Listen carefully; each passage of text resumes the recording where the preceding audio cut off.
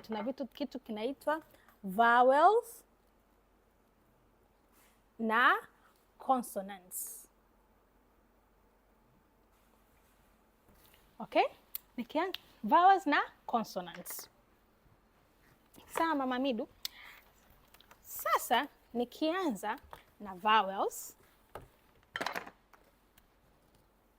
Vowels ambao kwa Kiswahili tunaita ni irabu. Tunafahamu kwamba tuna vowels au irabu ngapi? 5, ambayo ni a, e, i, o, a.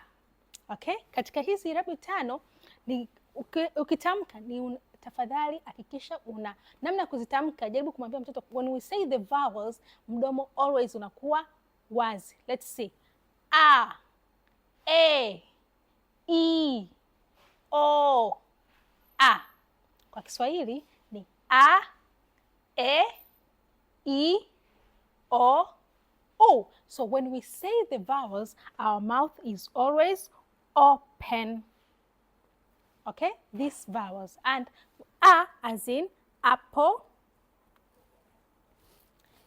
e as in egg, apple ant, e as in egg, I as in ink or insect.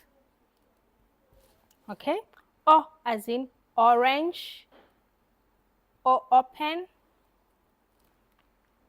A for umbrella as in umbrella or up. Okay, so these are the 5 vowels ambazo nitaka tujifunze, lakini umuhimu wa vowels ni kwamba unatusaidia kutengeneza maneno.